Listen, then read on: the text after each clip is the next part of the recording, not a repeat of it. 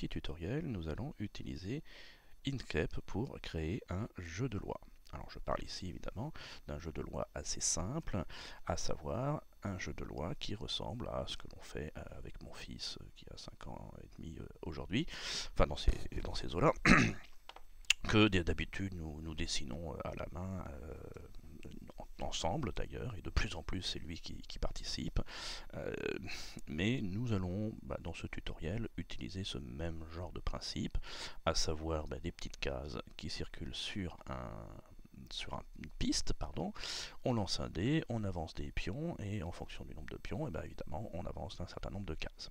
C'est un genre de jeu assez simple qui amuse beaucoup les enfants, et lui est assez fan d'ailleurs, et j'ai eu l'idée d'en créer en utilisant un logiciel fait pour ça. Alors je suis resté sur des designs assez basiques évidemment pour ce petit tuto, mais il m'est arrivé d'en faire des un peu plus élaborés, à savoir nous allons avoir des petites cases comme ceci, avec des boutons plus, enfin des cases plus, des cases moins, pardon, et nos pions, il nous suffira après de l'imprimer bien évidemment, et on pourra avancer. Alors j'en ai fait effectivement un certain nombre, plus ou moins pour la démo d'ailleurs, et puis d'autres avec lesquels j'ai joué avec lui. Celui-ci est un peu plus complexe, comme vous pouvez le constater. Toutes les formes sont tout à fait permises, et on va constater que, effectivement, dans celui-ci, j'ai juste fait un petit essai de traçage, on va dire d'une forme spirale carrée, un peu plus classique du jeu de loi, mais vous allez voir qu'avec la méthode qu'on va utiliser, eh bien, en fait, n'importe quelle forme est tout à fait possible, puisque il nous suffira, je résume, de tracer un chemin et d'appliquer une répétition de cases le long de ce chemin. Après, évidemment, restera à faire effectivement la mise en place précise des cases, des couleurs, des flèches, etc. Partie que j'aborderai un petit peu moins, bien entendu.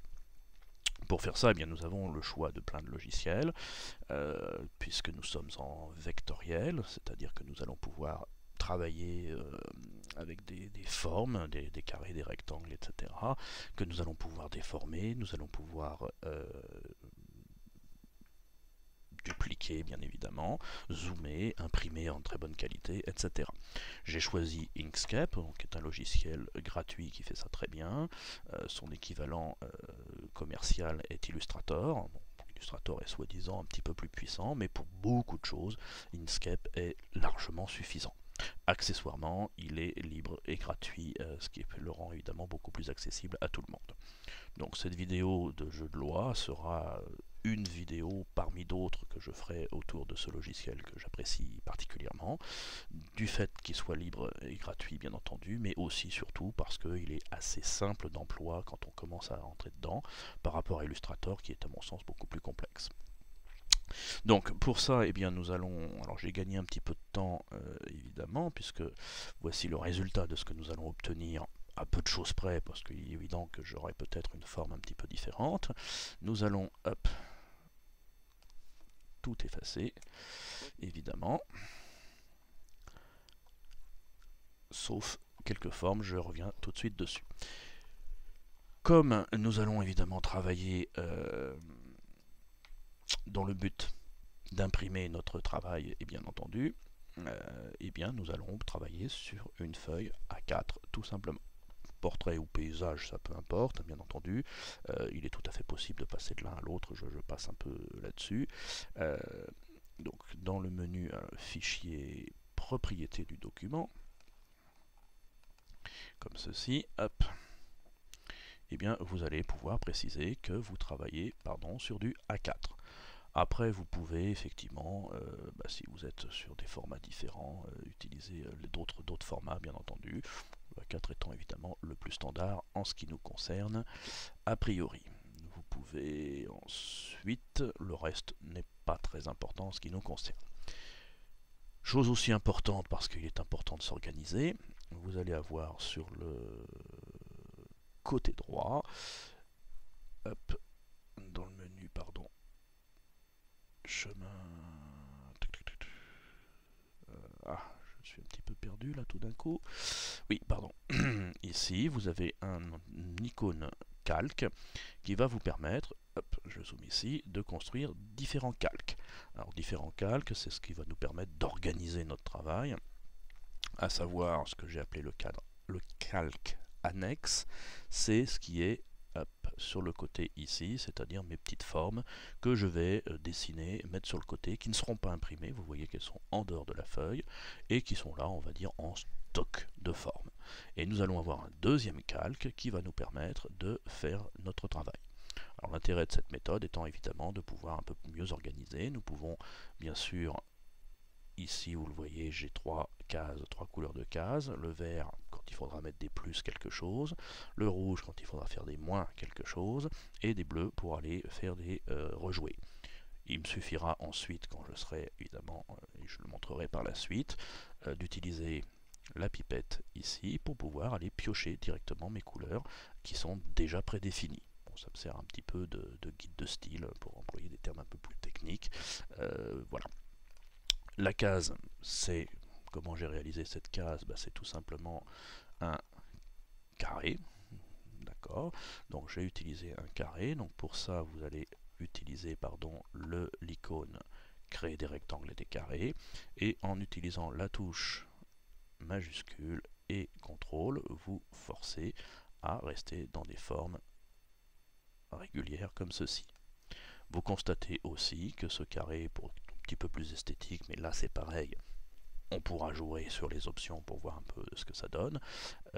Les petits coins arrondis, c'est-à-dire, je précise, un rayon X et un rayon Y, rayon horizontal, rayon vertical, ce qui me permet d'avoir des petits carrés arrondis, comme vous pouvez le constater, comme ceci. Moi, je vous conseille de rester sur des choses relativement pas trop, la phrase est mal partie, mais pas trop arrondies quand même. Rien n'empêche de faire des cases rectangulaires, des cases rondes, des cases carrées, des cases avec des coins arrondis ou des cases sans coins arrondis. Nous ferons quelques essais à ce niveau-là et vous en ferez bien évidemment.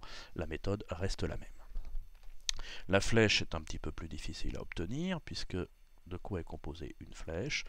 Tout simplement d'un triangle et d'un carré. Alors pour obtenir un triangle, il suffit d'aller sur le menu créer des étoiles et des polygones, de prendre l'option polygone avec trois sommets, ce qui nous donne un triangle comme ceci. En utilisant la touche CTRL, alors je précise que les touches que j'utilise sont sur le Mac, mais ce seront à peu près les mêmes sur le PC, puisque Inkscape, vous le constatez, utilise Xquartz sur le Mac, c'est-à-dire que c'est une sorte de simulateur. Je ne rentre pas trop dans la technique, soyez pas surpris, les touches sont plus adaptées au PC, enfin au Windows qu'au Mac habituel. Il suffit de s'y habituer. Il est plus facile de travailler avec Inkscape sur PC à mon sens. On est un peu plus dans ses repères, mais tout est possible et la plupart des fonctionnalités, vous le voyez dans les menus, sont expliquées avec les touches qu'on peut utiliser pour faire un certain nombre de choses. Donc j'ai fait mon triangle. Ensuite, pour faire ma flèche, qu'est-ce que je fais? Je fais un rectangle. Alors celui-ci ne doit pas avoir les coins arrondis. Comme ceci, je cale. Oh là, qu'est-ce que j'ai fait là? Hop là, pas trop compris ce qui s'est passé. Donc je précise, j'ajuste. Peut-être ajuster un peu mes couleurs aussi là, parce que propriété de l'objet. Hop, où est-ce qu'il est? Remplissage contour. Donc là.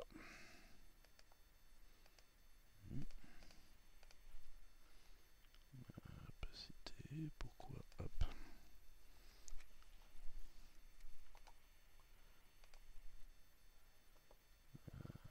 Forme. Tiens.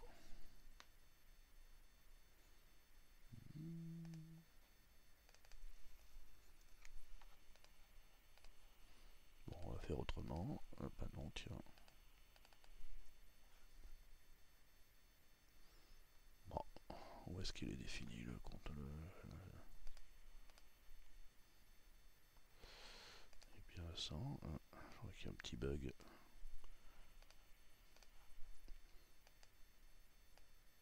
Ah bah oui, c'est 255, je suis bête. Hop.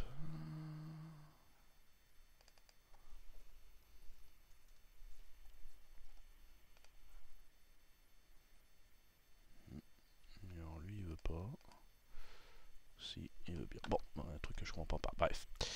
on va utiliser un joli un rouge pas trop violent comme ceci. Donc je fais mes deux formes comme ceci. Donc vous avez vu tout à l'heure, j'ai utilisé le polygone à 3 faces pour le triangle et puis un rectangle dans les deux cas. Dans les deux cas, ces deux-là sont des formes, c'est-à-dire des choses utilisées directement ici. Il faut les convertir en chemin. Pour ça, il faut aller dans le menu chemin et faire objet en chemin. Ici, pareil, objet en chemin. À partir de là, ça devient des formes tout à fait modifiables. Vous voyez qu'il y a des petits points partout, ce qui va nous permettre vraiment de rentrer dans le dessin vectoriel. Et pour faire la flèche, hop, je regroupe les deux ici et je fais chemin, union, tac. Je n'ai plus qu'une seule forme. À partir de là, on peut toujours ajuster notre flèche en utilisant les petits points et en les déplaçant, soit avec le clavier, soit évidemment avec la souris. Avec la souris, le problème c'est qu'il faut évidemment être très rigoureux. En utilisant la touche contrôle, on maintient la direction beaucoup plus facilement. Là encore. Voilà. Cette flèche-là me servira, celle-là ou celle que j'avais fait au départ bien entendu, pour indiquer, je le rappelle, le point de départ, le point d'arrivée sur mon, sur mon parcours.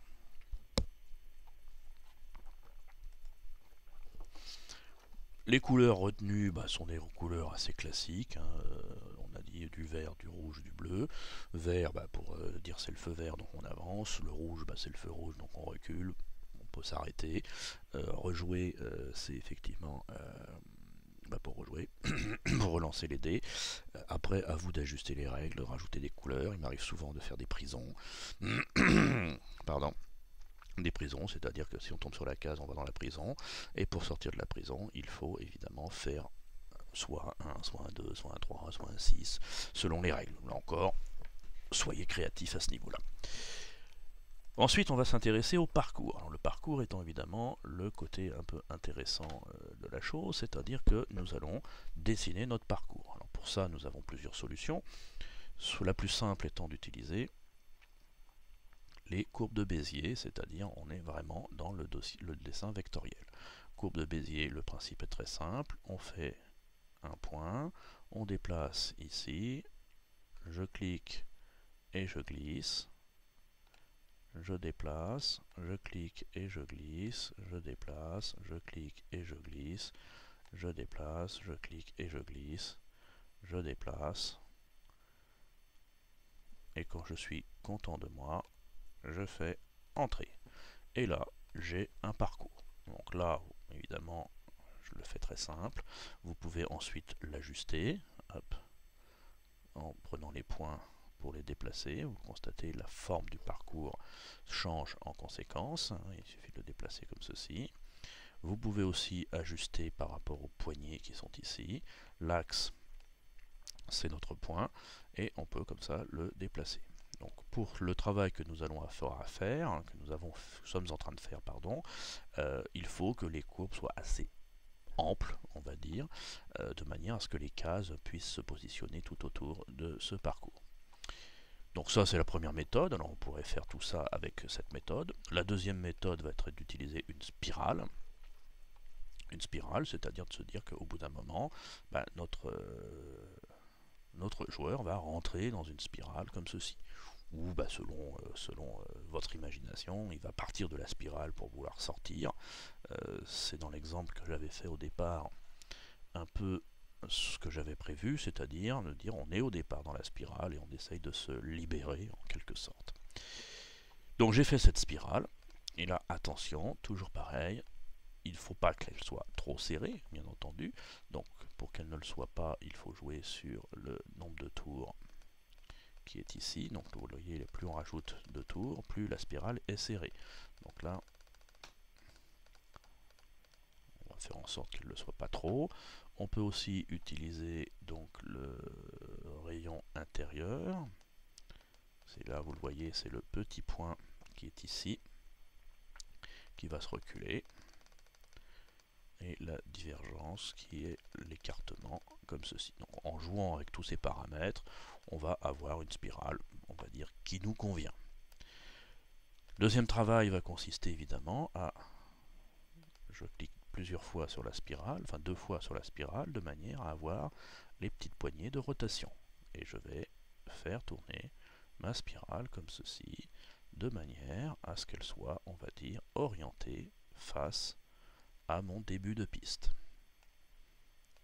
Bien entendu, il va falloir que je prolonge ma piste comme ceci et que j'écarte, voilà, comme cela.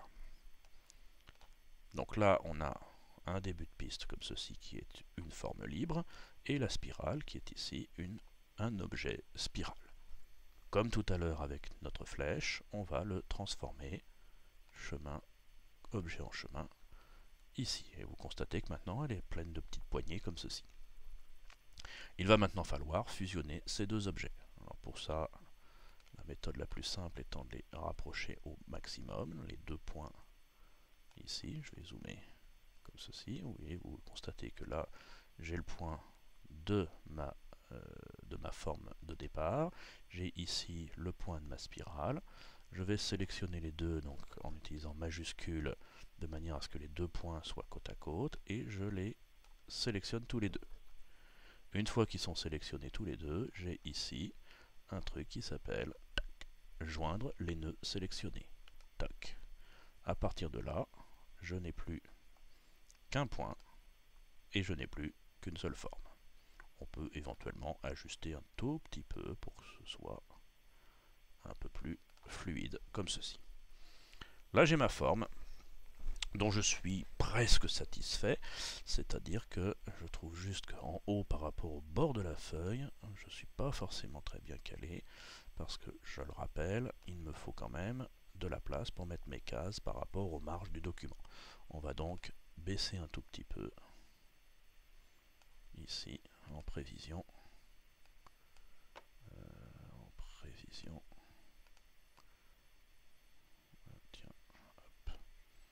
Bon, on ajustera, on peut toujours retirer des cases, déplacer des cases, etc. si on le souhaite. Voilà, donc là j'ai une forme qui n'a pas de nom, mais qui me plaît tout à fait. À partir de là, comment créer le parcours? Créer le parcours est finalement assez simple. Je vais prendre mon carré ici, qui est dans mon annexe. Je la pose ici et je le colle sur mon jeu. C'est-à-dire que maintenant j'ai deux carrés, celui qui est en stock ici qui ne me servira pas plus, et celui-ci. Celui-ci qui jusqu'à maintenant est un objet au sens carré. Il faut donc que je le transforme en chemin. Donc toc, objet en chemin. À partir de là, vous constaterez qu'il a lui aussi des petites poignées comme ceci qui nous permettent de le déplacer, de le modifier éventuellement. On va rester sur celui-ci. Chose très importante, il faut que cette case soit en avant-plan par rapport à notre courbe. Pour cela, il faut donc que je choisisse la case et que j'aille ici pour lui dire monter la sélection au premier plan. Toc. À partir de là, si je le déplace, vous le constatez, il est bien devant la courbe, sinon la courbe passerait évidemment dessus tout simplement. Je le mets pour l'instant en stock, je vais m'en servir. Je vais donc sélectionner ce carré, je sélectionne ici ma piste. Les deux objets sont sélectionnés. C'est là où la magie va commencer très vite, c'est-à-dire que nous allons aller dans le menu extension. Dans le menu extension, nous avons généré à partir du chemin et dans lequel nous avons motif le long d'un chemin. Ce qui va nous ouvrir une fenêtre motif le long d'un chemin. Là, nous allons ajuster différentes options. La première option est de préciser ici que les copies du motif, les copies de motifs sont répétées. Ça, c'est le plus important dans l'histoire.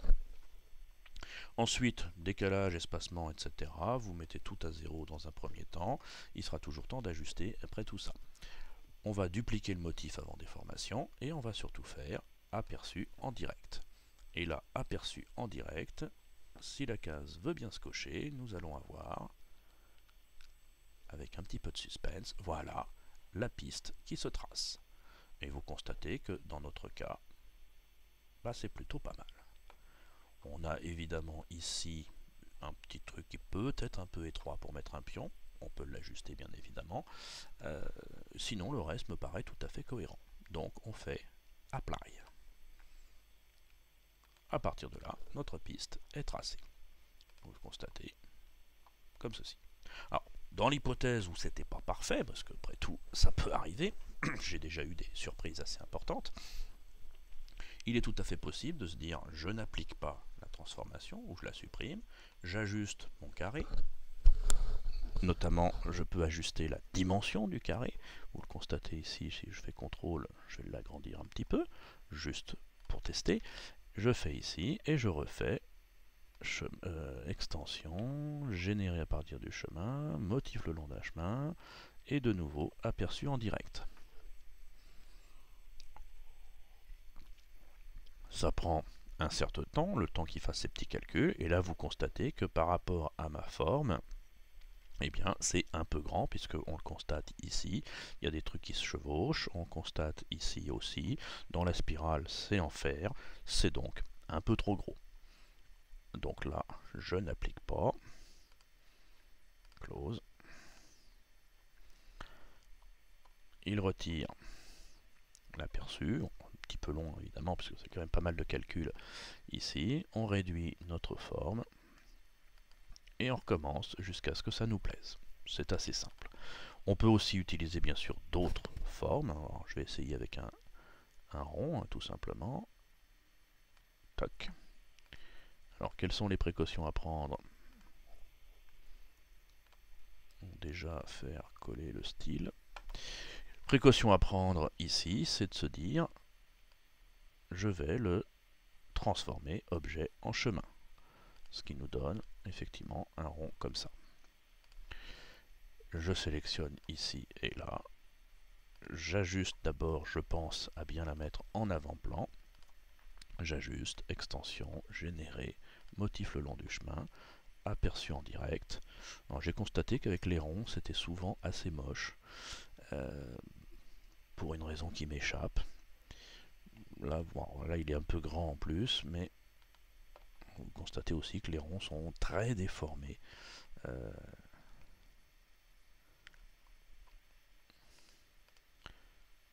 On va essayer en petit. Texte, hop, hop. Générer à partir du chemin, motif le long d'un chemin, aperçu en direct.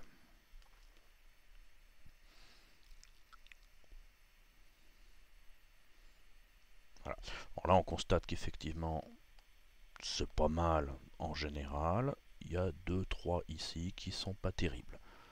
Si je me dis que finalement ça me va quand même, bah, il suffit de se dire que ceux-là, je vais les remplacer par un rond que je dupliquerai toc, manuellement et que je mettrai comme ceci manuellement. Je retirerai l'autre par exemple.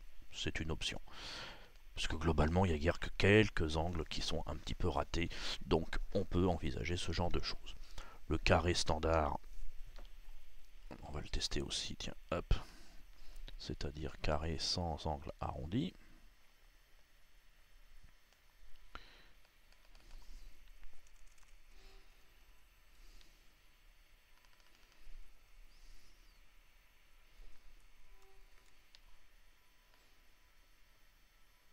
Ou le rectangle, tiens, on va essayer avec une forme un peu plus rectangulaire, que je transforme évidemment en chemin d'abord, que je mets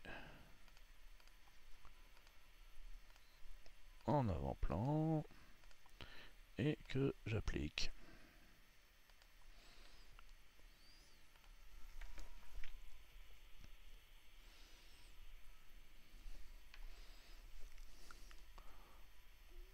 Donc là, c'est pareil, c'est globalement, alors celui-ci est un peu petit, mais globalement, les angles sont peut-être à revoir, mais sinon, ça va à peu près. Donc là encore, hein, tout est envisageable. J'avoue que la forme rectangle, enfin carré un petit peu arrondi comme ça, me plaît plutôt dans l'ensemble. Des exemples, enfin des essais que j'ai faits, c'est celle qui donne le plus de résultats intéressants. Donc on va rester sur celle-là. Hop, générer, mouvement le long d'un chemin, motif le long d'un chemin, aperçu en direct. Je vérifie que la taille est bonne. Après, il ne nous restera plus qu'à finaliser tout ça, bien sûr. Donc là, parfait, j'applique. Ah, un petit décalage. Bon, on va le régler à la main, ça c'est pas un problème. Donc j'applique. J'aurais peut-être dû vérifier ici, oui, ça va. Alors, je précise quand même que les carrés, enfin les pions, les cases, pardon, doivent être quand même suffisamment grandes pour pouvoir mettre des pions, justement, une fois l'impression réalisée. Donc il faut quand même envisager la chose. Si vous avez des petits pions, ça va. Si vous jouez avec un enfant de 5 ans, il faut quand même des pions un peu plus grands, donc peut-être moins de cases. D'autant que si vous êtes un peu sur des trucs complexes, la partie risque d'être longue et à cet âge-là, ça ne pardonne pas. Il va se lasser, il va commencer à tricher, il va tout foutre par terre. Bref, soyez pas trop ambitieux. Après, bien entendu, rien ne s'oppose à ce qu'on fasse des impressions sur du A3 si vous avez une imprimante en conséquence, ou si vous avez évidemment la possibilité d'imprimer en plusieurs pages. Enfin bref, tout est envisageable à ce niveau-là. Le mieux étant de le dessiner à la main, je suis à peu près d'accord. Ensuite donc, bref, je m'égare. Donc nous allons ici rectifier ceci. Rectifier ceci suppose déjà que, vous le voyez là pour l'instant, tout mon parcours est un seul objet. Il faut donc que j'aille dans le menu chemin et que je fasse séparer. De manière à ce que, vous le constatez tout de suite, chaque case est maintenant indépendante les unes des autres. Alors qu'est-ce qu'on peut faire? Oula, où je suis passé là. Qu'est-ce qu'on peut faire sur ces cases? Déjà rectifier les petits morceaux qui sont ici, en se disant, ce point-là, par exemple, hop, on le supprime. Et puis on va ajuster, celui-là on va le supprimer aussi, et on ajuste, ça se fait tout seul, ça me paraît pas mal. Celui-ci c'est pareil, hop, on l'ajuste. Alors on peut volontairement évidemment garder des cases un petit peu déformées, on n'est pas dans une précision extrême non plus. Là de la même façon ici, celle-là est peut-être un petit peu, c'est une ligne droite, on va donc la transformer en courbe, ce qui va nous permettre d'ajuster comme ceci la taille de la case. Là le problème c'était pas vraiment la forme de la case qui est très esthétique, mais c'est surtout sa taille qui du coup risquait d'être un peu petite pour mettre un pion, voire deux pions si on a le droit de mettre des pions, plusieurs pions sur une case, selon vos règles bien entendu. Donc là c'est pareil, on va ajuster un tout petit peu celle-là de manière à ce qu'elle soit un peu plus grande. Celle-ci on va l'ajuster aussi, tac, pour qu'elle soit un petit peu plus grande. Voilà.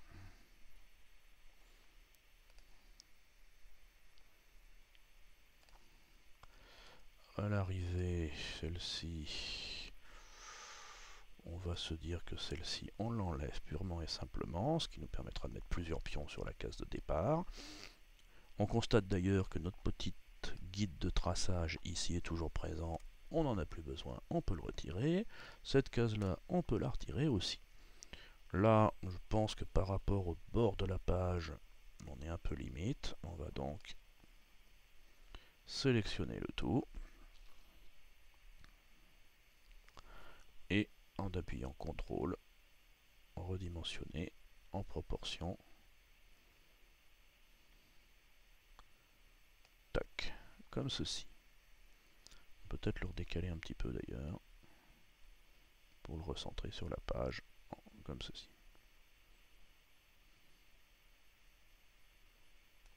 Voilà.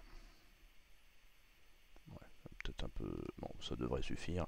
Au moins pour la démonstration, il suffirait évidemment de tout regrouper et d'utiliser les options de aligner, distribuer, en précisant qu'on les a prises sur la page, ce qui permettrait de le faire évidemment beaucoup plus précisément.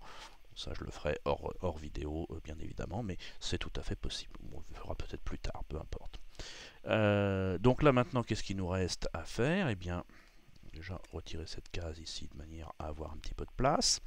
De la place pour quoi faire? Eh bien d'abord, on va mettre un petit peu de couleur. Pour ça, une option intéressante, c'est de se dire qu'une case sur deux, je vais les sélectionner, j'appuie sur la touche majuscule et je vais sélectionner mes cases les unes après les autres, c'est-à-dire 1 sur 2.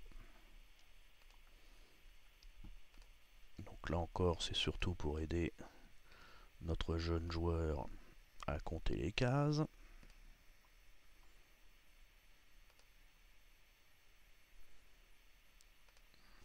Lui éviter de tricher aussi d'ailleurs.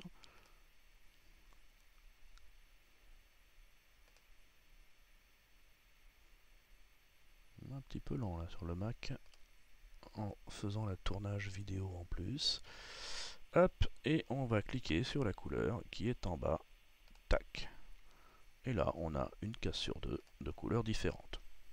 Je reste sur blanc et gris dans la démo, rien ne s'oppose à ce que vous fassiez évidemment d'autres cases. Nous reste à indiquer les plus et les moins. Donc là, je vais prendre ici l'objet police. J'utilise la police que j'ai qui s'appelle Père Castor, je ne sais plus du tout, je l'ai trouvé celle-là, mais qui est une police un petit peu comme dans les albums du Père Castor en l'occurrence, une police script. On pourrait utiliser n'importe quelle police, la Comic Sans que tout le monde adore, ou n'importe laquelle bien entendu. Selon l'âge de l'enfant, vous pouvez écrire police bâton, police sans bâton, enfin sérif sans sérif, police script, police que vous voulez, bien entendu. Vous pouvez vous arrêter là, l'imprimer et laisser l'enfant colorier les cases en question, ce qui peut être une bonne méthode aussi, hein, bien sûr. Bon, continuons quand même la démonstration. Donc là, pour ça, je vais donc ici avoir un truc qui va être plus 1. Donc là, il constate qu'il ne m'a pas gardé ma police. Père Castor, tiens, j'en ai 2 Père Castor, bon. Hop. Alors évidemment, la dimension de la police dépendra beaucoup de, du choix de la police que vous avez et puis de la taille de vos cases, bien entendu. Donc, plus 1, c'est peut-être pas beaucoup. On va faire plutôt des plus 3. Donc, on positionne les plus 3 aux endroits qui vous paraissent adéquats. Donc là, je vais en faire que 2-3, histoire de... Voilà. Et comme tout à l'heure, on va sélectionner les cases avec la touche majuscule. Tac, tac, tac. Tac, tac, tac. Et avec la pipette qui est sur le côté, capturer des couleurs, on va aller donner un petit coup de pipette sur le vert, tac, qu'on avait préparé à l'avance. Ce qui va nous permettre d'avoir automatiquement la même couleur sur toutes nos cases. On va maintenant faire pareil avec les moins 3.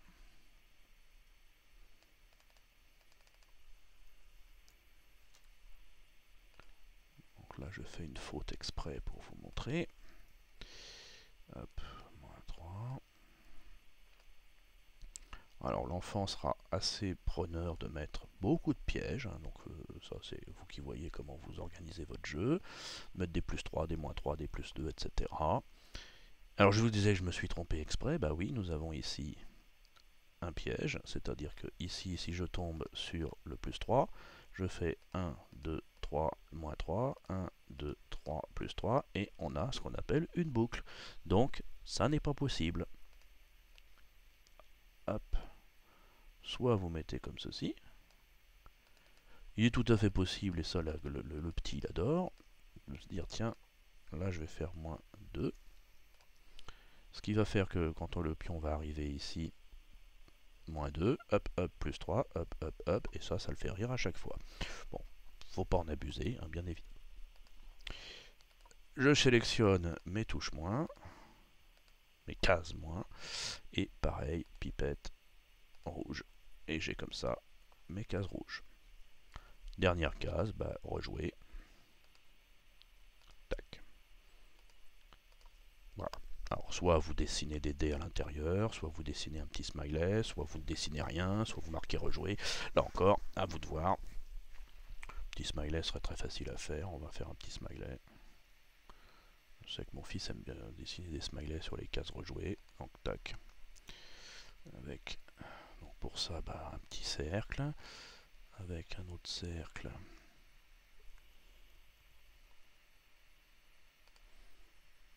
Ah, je suis perdu dans le zoom là. Hop. Il est où mon cercle?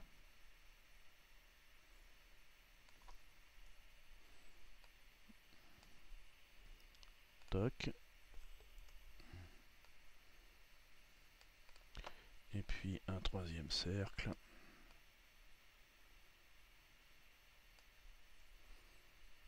Que je transforme en chemin. Et dont on va ajuster la forme pour avoir un sourire, un peu de traviole, mais ô combien esthétique.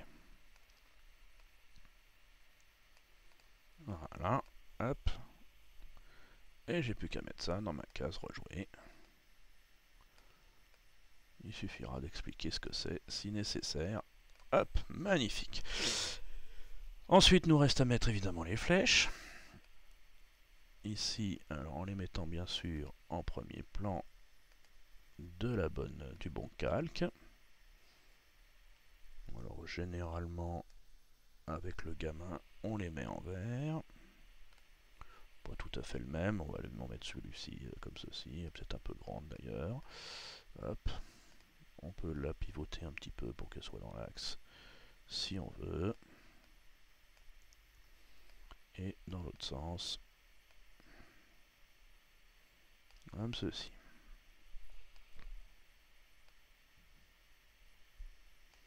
Voilà. Après, un petit coup de police ici pour mettre le mot arriver et le mot départ. Voilà, donc là on a notre piste qui est plutôt pas mal réussie, bien entendu. Resterait plus qu'à l'imprimer, vérifier si ça donne bien sur papier, si les cases sont pas trop petites. On l'aurait fait sans doute avant d'ailleurs, avant de mettre les couleurs, les pièges, etc. pour être sûr. Par rapport à mes différents essais, je pense qu'un truc comme ça est plutôt pas mal. Maintenant, bien sûr, à adapter selon vos envies, vos besoins, l'âge de votre enfant, etc. Voilà, ce petit tuto est maintenant terminé. Donc on a vu qu'effectivement la fonction importante d'Inkscape dans ce tuto, c'est de tracer une courbe, soit courbe de Bézier, soit objet transformé en courbe de Bézier, c'est-à-dire objet transformé en chemin. Ce qui sera notre guide. Donc on a un objet, un guide. L'objet doit être en chemin, le guide doit être en chemin. À partir de là, on sélectionne les deux, on fait attention à ce que l'objet soit en avant-plan, on sélectionne les deux, et dans le menu extension, on va dans le menu motif le long d'un chemin, ce qui va nous permettre de faire ce genre de choses. On peut utiliser ce même principe d'ailleurs pour faire des frises en général, alors des frises beaucoup plus régulières. On peut l'utiliser pour faire des frises de fleurs, des frises régulières, enfin bref, tout un tas de choses qui se répètent bien entendu. Si votre chemin est bien tracé verticalement, la frise sera très régulière. S'il y a beaucoup de courbes, vous le constatez, ça risque de déformer un petit peu l'objet. Bon, tout ça se travaille bien entendu. Voilà, à bientôt pour une prochaine vidéo sur Inkscape ou tout autre sujet qui m'inspire.